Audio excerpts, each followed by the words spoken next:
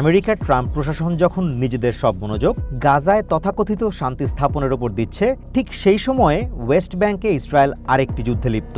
সেখানকার ফিলিস্তিনিদের ওপর নিজেদের নিপীড়ন নির্যাতনকে আড়াল করতে বিদ্রোহ বিরোধী অভিযান নাম ব্যবহার করে প্রচার করছে তেল আভিভ। বাস্তবে তীব্র সামরিক অভিযান এবং অবকাঠামো ধ্বংসের মাধ্যমে ফিলিস্তিনিদের জীবন দুর্বিষহ করে তোলা হচ্ছে। ধ্বংসযজ্ঞ ও অবরোধের মাধ্যমে এই কৌশলগুলো ওয়েস্ট ব্যাংকে নতুন পরিস্থিতি সৃষ্টি করছে, যার ভয়াবহতা গাজার মতোই।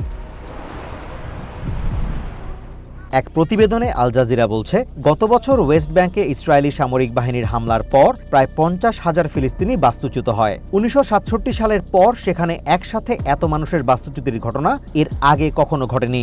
জেনিন ও তুলকারামে শরণার্থী শিবির ভেঙে দিয়ে সেখানে সামরিক বাহিনীর সদর দপ্তর স্থাপন করেছে ইসরায়েল। এর পাশাপাশি বুলডোজার ব্যবহার করে জেনিন শহরের 70% সড়ক চলাচলের অনুপযোগী করা হয়েছে।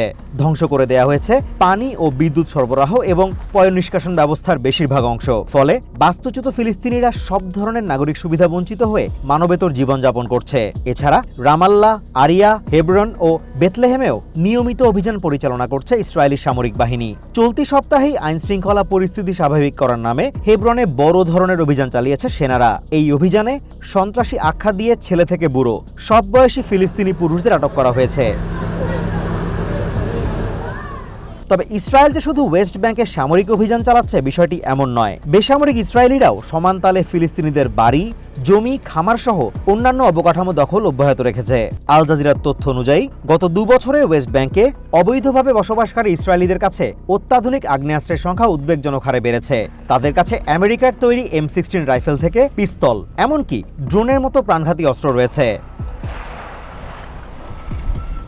আল জাজিরা বলছে, ইসরায়েলের এসব কর্মকাণ্ড থেকে স্পষ্ট কোনো ধরনের বিদ্রোহ দমন নয়, মূলত ওয়েস্ট ব্যাংক থেকে ফিলিস্তিনিদের অস্তিত্ব এবং তাদের সাংস্কৃতিক ঐতিহ্য মুছে ফেলতেই এমন সমন্বিত পদক্ষেপ নিচ্ছে তারা। প্রতি সপ্তাহে ওয়েস্ট ব্যাংকে গড়ে 9 জন ফিলিস্তিনি ইসরায়েলি হামলায় প্রাণ হারায়, 88 জন আহত হয়, 180 জন গ্রেপ্তার হয় এবং অসংখ্য মানুষ জিজ্ঞাসাবাদের নামে ইসরায়েলি বাহিনীর নির্যাতনের শিকার হয়। এছাড়া প্রতি সপ্তাহে ফিলিস্তিনিদের ওপর ইসরায়েলি বসতি স্থাপনকারীরা গড়ে 100টি হামলার পাশাপাশি সামরিক বাহিনী 300 অভিযান পরিচালনা করে।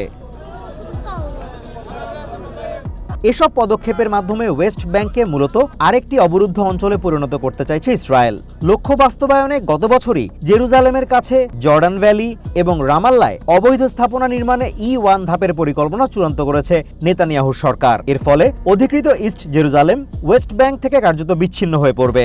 ওয়েস্ট ব্যাংকে চলমান এই যুদ্ধ সংবাদ শিরোনামে উঠে না এলেও ভেতরে ভেতরে এর ভয়াবহতা গ্রাস করে নিচ্ছে সেখানকার ফিলিস্তিনিদের। Azimur Rashid Kanak, one international desk.